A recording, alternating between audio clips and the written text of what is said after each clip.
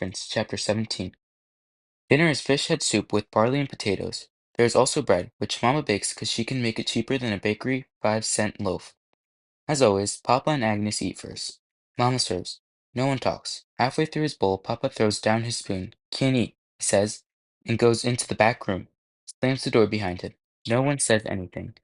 Agnes' eyes cast down, now and again coughing, resumes eating. Max, not able to get Emma or Bruno out of his head, can't keep still. He's up, down, in and out of the front room, stealing looks out the window. Bruno hasn't moved. Coming back into the kitchen, Max looks round, says, "Where'd Mama go?" Agnes whispers, "With Papa." They're really frightened, and she puts a finger to her lips. She calls the boys to dinner and ladles soup into their bowls. Max cuts a thick slice of bread for each of them, then steps back and watches. The boys, silent at first, keep looking from Agnes to Max. Willa's stomach grumbles. Eric tries to keep from giggling. Jacob, giving his brother a punch on the leg, says to Willa, "Hope you like fish soup. What we eat most of the time. Get cheap fish from Mr. Tyrone," Eric tells her. "When it's old, but not rotten," Jacob adds with a look to Agnes. "But sometimes Papa gets a fish from the river," says. "On birthdays, Mama makes smackage." Willa glances at Max, who's pacing restlessly up and down. "Danish for cookies," he explains. "When's your birthday?" Riker asks Willa. She looks down. "I forget." "How can you forget your birthday?" "How can you forget a birthday?" Eric hoots. Willa shrugs. "Max," says Agnes, "your pacing is making me jumpy. Sorry." Max sits on the floor, back against the wall. Keeps shifting his legs. "Willa," says Agnes, "where do you live?" "Near Christie Street." Riker answers for her. "Guess what?" Jacob says to Agnes. "Her name used to be Wada. Willa is her American name." "Her mother gave it to her," says Riker. Agnes says, "I thought you lived alone." "I do," Willa says softly. "You live alone?" says Jacob. Soup spoon stopping halfway to his mouth. "Lots of people do." Max calls from across the room. "Half the newsies I know ain't got parents," Agnes says. "It's do not have, not ain't got. Where they live?" Jacob asks Max. "Different places," says Max. "On the street. Newsboy lodging houses cost a nickel a night." "Everything costs a nickel," says Riker. "Honky Pokey ice cream is a penny," Jacob reminds him. "Max," says Riker. "How come they call it that?" "Don't know," says Max. He jumps and goes to the front room and looks down again. Bruno's still there. Max comes back to the kitchen. Willa looks at him. He turns away, not wanting to share his growing panic. City of the Orphans, Chapter 18. The door to the apartment opens, and the boarder, Monsieur Zulot, comes in. See, these days, with cheap rooms hard to find and immigrants filling up the city, lots of people take in boarders. Helps with rent. Zulot's a stocky young man with a thin, pale mustache, who's been in America about a year. He's always wearing a long coat over an old black suit. Suit scuffed and the fingers on of his right hand smudged with ink, 'cause all day he's copying letters for some business near Wall Street. When he comes in, he's carrying a rolled-up magazine. "Bonjour," he says, bowing to the boys first, then to Agnes. "Mademoiselle Agnes," he says softly. When she turns away, Zulot's face becomes red. That makes the boys grin. Zulot holds up his magazine. "A new story," he announces to the boys. "Can we hear it?" cries Riker. "With permission, Mademoiselle Agnes," Zulot asks, making another bow toward her. She don't answer. Zulot stands straight and goes into the front room, trying so hard not to look at Agnes, he don't even notice Willa. As soon as he's gone, Max says to Willa in a low voice, "Our boarder, Monsieur Zulot, Frenchy," says Riker, "pays us $1 a week to board." Eric adds. "We like him," says Riker, "'cause he reads stories to us." Giggling, Eric says to Willa, "And guess what? He's dead stuck on Agnes, wants to marry her." Agnes blushes, "But Papa says no," Jacob says, grinning. "'Cause she's too young," says Eric. Says Riker. "Mama says it's because he's Catholic." "Stop!" Agnes cries. Jacob punches Riker's leg. Urgently, Agnes whispers, "Don't any of you tell him what's happened to Emma." "We won't," Jacob says. "Scoot," Agnes says to the boys. "Tell Monsieur Zulot his dinner is ready." The boys horse the boys horse it into the front room. "Your turn," Agnes says to Max and Willa as Monsieur Zulot returns. No longer wearing his coat, the Frenchman dips his hands into one of the water buckets, washes off ink. He puts a dollar coin on the table. My rent, he says, and sits down at the table. Agnes picks up the coin, puts it in her dress pocket. Thank you. Max says to Zula, this is my friend, Willa. The Frenchman jumps up and Max and makes another bow. A great pleasure to meet you, he sits, tucks a napkin under his chin. Agnes ladles the remaining soup into the bowl while Max cuts 3 more bread slices. Agnes sets down the 3 bowls, the last one for Monsieur Zula. Willa don't even wait, but gobbles her bread fast. When a crumb drops, she pops it into her mouth. Agnes, acting as if she's not noticing, says, Max, you know the rule. No hats when eating at the table. Max snatches his cap off. Zula bows his head, makes the sign of the cross over his heart, presses his hand together, whispers a prayer in French. All the while, he stealing looks at Agnes.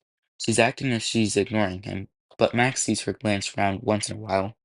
No one talks. Willa spoons up her spoon so fast, Agnes gives Max a look. Max, ignoring her, pulls his own bread apart, slides one half to Willa. His dinner finished, Monsieur Zulot stands up. Mademoiselle Agnes, I thank you. Mademoiselle Willa, another bow. Mademoiselle Agnes, may I read to the boys? Of course. He leaves the room. Soon as he does, Agnes steps close to Max. Max, she whispers, speaking low before turning aside to clear her throat. When you see Emma tomorrow, what are you going to tell her? That we're gonna help her. Going to, not gonna. How? Not sure. You need to find out everything that happened, Max says. You don't think she stole, do you? Of course not. Why'd they put her in jail then? Agnes says, that's what you have to learn. I'll help Papa get a lawyer. Not that stupid Mr. Strained. I know. Ain't a real lawyer gonna cost a lot, says Max. Is it? Not ain't, Agnes says. I'm not supposed to know, but Mama saves money for some uptown doctor for me, so there's some. But we're gonna have a lot less. How come? Didn't you hear, Papa? The factory is closing, for a while, anyway. Agnes glances towards the back room, hoping Mama and Papa can't hear her. It's going to be you and me who'll have to think of what to do. What about Emma? We should be all right. If we can get her out of jail, she can keep her job. They ain't really gonna send her back to Denmark, will they? Don't know. Agnes? What? We gonna be all right? Agnes, clearing her throat again, don't answer. Just turns away. Max glances at Willa. She's staring into her empty bowl. Max looks to Agnes. Any more soup? Agnes, not able to talk, shakes her head.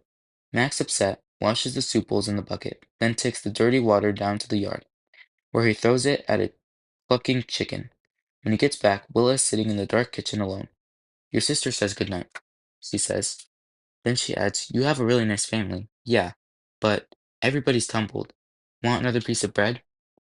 Willa hesitates, then says, can I? Max cuts her a piece and gives it to her. Where's the lamp? He asks.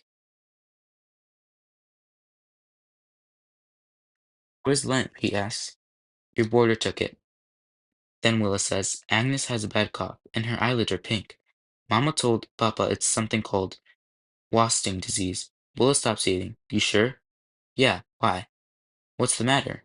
I know someone who had that. What happened? She died. State of the Orphans, Chapter 19. Max, afraid to say anything, only mummers. Get you a blanket. We got some thick Danish ones. Nods to the back room where his parents are. They bought him over. He goes into the front room, where he finds everyone sitting on the beds, the lit lamp on the floor. Mansoor Zula on the magazine. Zula has a magazine open on his lap. Max, says Zula, do you desire to hear the story? It's really good, says Eric, about detectives.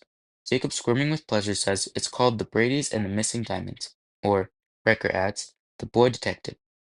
Tell Max who wrote it, cries Eric. Mansoor Zulat reads, by a New York detective. Max says, let me get Willa. Before he gets her, he steals a quick look down at the street. Bruno's still there. Not saying anything to Willa about Bruno, the two of them sit on Riker's bed. I'll start again, says Mansoor Zulat, flipping to the first page. Bien, here we go. Chapter 1. The detectives get the case. The story is about 2 detectives, one an old mug, the other his kid. They're trying to figure out who stole their lady's diamond. They, they're trying to figure out who stole this lady's diamonds. Max likes the way the story describes the boy. Detective. He looked like a mere boy with a handsome face, a pair of keen eyes, and a dashing, aggressive air that showed he was of a bold, intrepid character. Max wishes he were bold, but he don't know what intrepid means. There, there's this, then there's this lady. Then there's that lady, the one who lost the diamonds. The story says she's tall and splendid, with raven black hair, soft red lips, and gentle brown eyes, all of which gave her the air of great refinement. Aw, bleats Eric when Monsieur Zulot stops reading. Can't you read more? Tomorrow. He brings the lamp back into the kitchen. Max fetches blankets from the front room. As he does, he looks out the window to the street below. Bruno hasn't budged. Back in the kitchen, Max says to Willow, Bruno's still there. Do you think he'll be there in the morning? Hope not, Max says as he lays out the blanket for Willa. He won't come up, will he? Max hasn't thought of that. I'll sleep out here.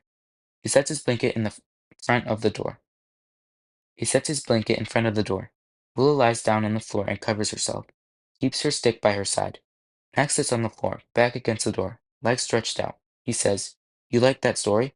Okay. I'd like to be that boy. Want to be the tall and splendid lady? Not sure. For a moment there's silence, until Max says, Hey, Willa, when was the last time you ate? 3 days ago. Want another piece of bread? I'm okay. Neither speaks till Willa says, Max. What? I can't read. Lots of kids can't, says Max. Mama can't, not American. But you know what? The story Monsieur read gave me an idea. Remember I told you my friend Jimmy told me about the detective he knows? Maybe we could get him to help Emma. Might be cheaper than a lawyer. What's a detective going to do? Like in that story, find the real crook. My sister didn't steal nothing. I know she didn't. And if a detective can prove it, and if a detective could prove it, the police would have to let her go, right? I'd die if she went to prison or Denmark. Willa don't say nothing. Max blows out the lamp. Then he lies down with his hands back on his head. Yeah, I'm gonna ask Jimmy. Max stares up at the dark. Willa? What? Ever been to the tombs? No. They put the crooks in there, have trials. Then people go to jail, Blackwell's Island, sing song for years. He pulls himself up on one elbow. Whenever someone is a, Whenever someone in a uniform or a boss tells my parents to do something, they just do it, as if they never left Denmark. Papa's always telling us how bad it was there. But you know what Mama says? People are freer in America, but there are more tears. Willa is quiet. Max, she says after a while, what? If you want, I'll go with you to the tombs with you. I'll go if you want. I'll go to the tombs with you. Okay. Max shuts his eyes, only to suddenly realize the clock ain't ticking. He jumps up, stands on the chair, and adjusts the chains. The clock starts ticking. That clock, he tells Willa when he lies down again, was a present someone gave my parents when they got married. Papa winds it every night. Says he's so upset he forgot. Mama loves it, but she thinks that if it stops, someone in the family will die. You believe that? Don't know. Hard not believing what your parents believe. After a moment, Willa says, I don't know what my parents believed. Don't have no idea where they are. Don't have no idea where they went or why. When Willa don't answer, Max says, Thanks again for saving me in the alley. Glad you stayed. If you like, we can be friends. After a moment, Willa says, I don't have friends. Can have one now. Willa don't reply, and it's not long for Max hears her sleep breathing. Everything is still. Study of the Orphans, Chapter 20. Max closes his eyes. Can't sleep. Too many worries. Emma, mostly. Bruno, too. That his father and Agnes gonna lose work. Then there's Agnes and her coughing. He wishes they had more money. What if they have to use Agnes's doctor money for a lawyer? He starts thinking about Willa, all her silences. Like she ain't all there. Max starts wondering what he'd do if his parents died, or Agnes did, or Emma. He gets up and slips into the front room. His brother and Monsieur Zulot seem to be asleep. Standing before one of the windows, Max looks down. To his relief, Bruno is no longer there. Max, what are you looking at? Startled, Max turns. It's Riker. He's sitting up in his bed. Max says, Nothing. Did Emma get home? Tomorrow. Go to sleep. Max, you know what? I'm scared for her. Told you. Everything's gonna be fine. You sure? Yeah. Go to sleep. Okay. Max goes back to the kitchen, lies down on the floor, and pulls the blanket up. Lying there, He can hear Mama and Papa talking in their back room, mostly in Danish, so he understands it, though he keeps hearing Emma's name. It all sounds tense, full of fear. Then, to his horror, he hears Papa crying. Mama trying to calm him, but she's crying too. Max sits up. It's something he's never heard. It scares him like nothing before. His heart pounds. Emma? He thinks about her. She's a pretty girl. 16, taller than Mama, not skinny like Agnes. Light hair, dark brown eyes. Happy most of the time, always laughing. Mostly over silly stuff, which makes Max laugh. He loves being with her. Makes him happy. She and he like to take walks together. Nowhere in particular, just to talk. Emma tells Max her secret. Not that she's got many. Recently, she spent a nickel to ride the elevated train to come home. That was her first time. She did it secretly, so as not to be home late. She told Max the ride was exciting, promised to take him. Then there was this time where she went to the dance hall with some girls from her work. Wanted to learn the new two-step. That was big. Mama wouldn't have liked that. A week later, she bought a penny ribbon to learn. She never wore it at home. Max didn't tell no one about these things. So hard to think of her in jail. Max ponders if it will make her different. If she goes to Blackwell's on the river, it'll be like she died. Max wonders how scared Emma is. Then he thinks, Will is scared. I'm scared. The whole world's scared. What if we can't get Emma out? Max thinks that question 10 million times. How many answers does he get? Not one. Max, trying to guess where Bruno went, finally closes his eyes.